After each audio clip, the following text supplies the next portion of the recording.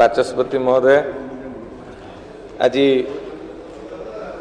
जो मुलतवी प्रस्ताव आसी राज्य रे नित्य व्यवहार जिनस दर आकाश छुआ लोक हंत सरकार नीरव द्रष्टा यह मु खंडन करुच्ची। कारण जो कथा लिखिं सरकार नीरव द्रष्टा समस्ते जानी सरकार केते तत्पर थिले। जेतेबळे सरकार ए विषय अवगत हेले मान्यवर मंत्री तत्क्षणात विभिन्न जगह को जाई अतर्कित भाव में पहुंची थिले, तर्जमा करथिले एवं जिलापाल मानक मध्य निष्पत्ति देइथिले। व्यवसायी मानक सहित आलोचना विचार विमर्श करिकी किभଳି भाव में दर दाम नियंत्रण हब।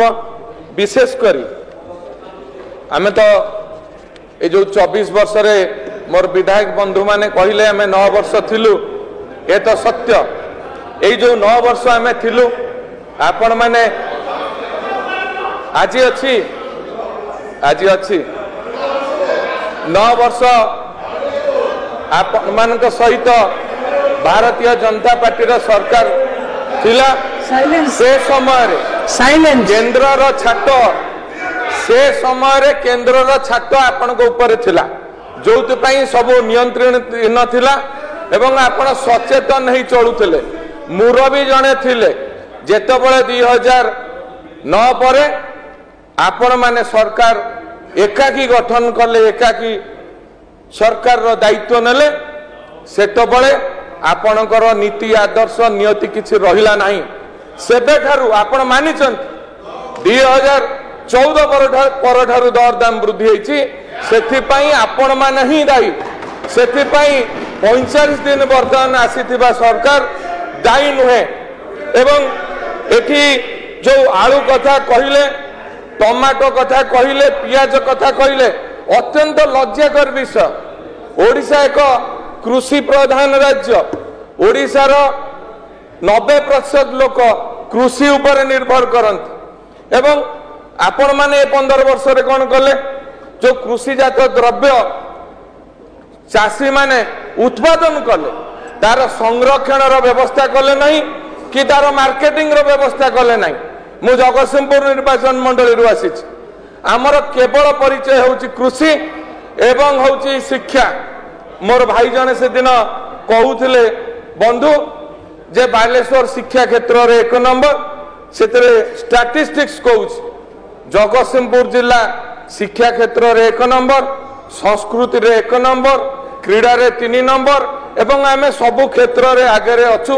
जो विभिन्न समस्या आलोचना होउची मोर पाई केबे पड़ी नथिला। आज हठात भाव में ये जो दर दाम वृद्धि बाबद आज पड़ी कहबार सुजोग पाई, से बाचस्पति महोदय को बहुत बहुत धन्यवाद दूची। एवं आम सरकार एटी पूर्वतन मंत्री महोदय कहते कहीं उत्तर प्रदेश रु आलू आनिबार व्यवस्था करा न जाउछ। आपण माने जानी रखिबा दरकार। क्विंटाल पिछा जेतेबेले वेस्ट बेंगल रु आलू आसुची हमको 100 टंका चार्ज पड़ुछ। जेतेबेले उत्तर प्रदेश रु आनिबा व्यवस्था करिबा पड़िबो 400 टंका पड़िबो। जदि आमे पंजाब रु आनिबा हमको 500 टंका पड़िबो पड़िबो। यही जो व्यवस्थाटी है आपण माने जानी रखिबा दरकार। जेतेबेले इठी भी ओडिसा रे मध्य 10 टंका आलू थिला किछि मास तळे, एवं एबे जो दर दाम वृद्धि हला वेस्ट बेंगल जेतेबेले 30 टंका हला एवं ओडिसा रे जेतेबेले 30 टंका हला, वेस्ट बेंगल लोक माने व्यवसायी माने आंदोलन को ओलेले, गाड़ी अटकेले जे जदि आमे एक्सपोर्ट करि दबा, आमे जदि एक्सपोर्ट करूचे हमर दर दाम वृद्धि होउची। तेणु सेमानंक सपाई आज ये जो व्यवस्था हेइची सेथि पई संगे संग हमर प्रिय मुख्यमंत्री संगे संग पश्चिम बंगर मुख्यमंत्री सहित आलोचना सीधा सड़क करथिले, कोनोसी चिट्ठी लिखि नथिले।